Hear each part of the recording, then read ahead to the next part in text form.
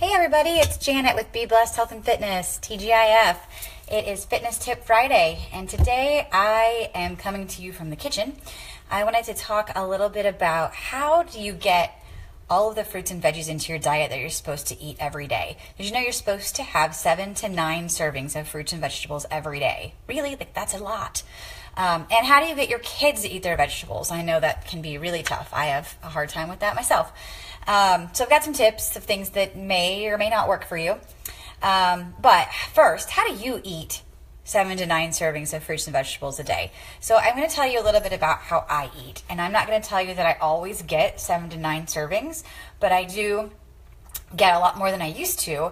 And how I do it is I start with breakfast. So I'm always having, or almost always having, a protein, a fruit, and a vegetable at breakfast. So I'll make eggs with vegetables in them, and that'll be a half to 1 serving depending on how many veggies I use. And then I have a serving of fruit. And then for lunch, I do my superfood shake, and I'm actually making one right now, and I'm putting fruit. I've got a frozen banana, and I'm putting vegetables by way of some collard greens in there. And that, is at least a serving of vegetables and a serving of fruit. Sometimes I don't add those to my shake. Sometimes I eat them in addition to my shake if I want to actually eat the food.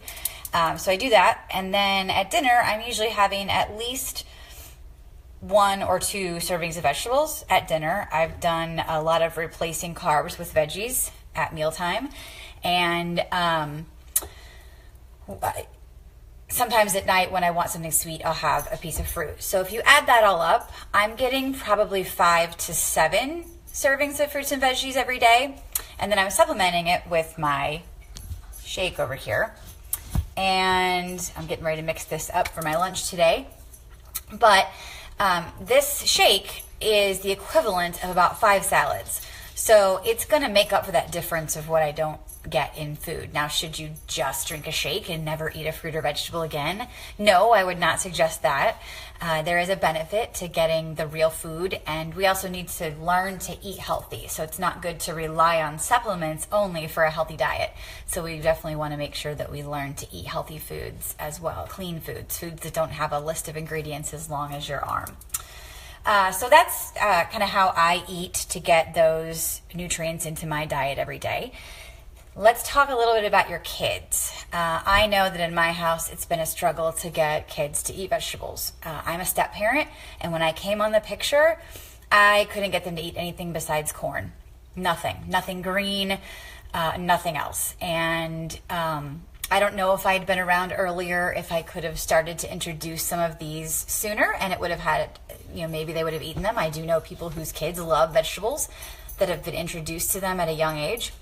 But what I have done over the years is gradually introduce these into our meals.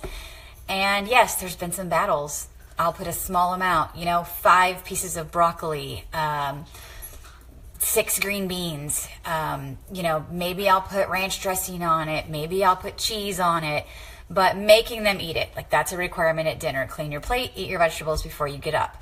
And yes, there's been battles, but this is one I chose to fight because I want them to learn to eat their vegetables. And over time, my stepson now likes green beans. He likes broccoli. He wouldn't tell you he loves it, but he eats it depending on how I cook it with no complaints. He likes cauliflower. We make cauliflower mashed potatoes. So I very rarely make real mashed potatoes. I make them with cauliflower, and I actually prefer them, and they are a big hit at my house. So that's one way that I kind of sneak vegetables in. And there's other ways to sneak vegetables into your kids' diets. One really easy way is spaghetti sauce. So if you make your own spaghetti sauce, or if you want to puree up some vegetables and add it to canned spaghetti sauce, you can't taste it. I also do it in meatloaf. So meatloaf, I'll add mushrooms, I'll add spinach, I'll add onions, and it's all mixed together and they can't even taste it. So looking for ways like that where you can mix the vegetables into a meal they already like that they really can't taste, that masks the taste. And honestly, over time, I think that has also been what's helped them develop a palate for it. The more you introduce it, the more you the more you eat it, the more likely you are to grow to like it. They say you have to eat something for 3 weeks before your taste buds change. So I don't know what the 3-week equivalent was to the frequency that I'm doing that, but over time it has definitely helped. And sometimes I can even sneak it in full sight. As long as it's covered by enough other ingredients, then they will eat it. So I don't know if those are helpful to you. If you have any tips that you have used, that you've shared, that have worked, please share them in the comments below. Maybe someone else could benefit. If you have a sneaky chef recipe that allows your kids to eat vegetables without knowing it, please share that as well. I'd love to see that and be able to share that with other people who might need this help. So those are my tips today. I hope you all are having a great Friday. I'm going to go have my shake for lunch, and I will talk to you soon. Bye.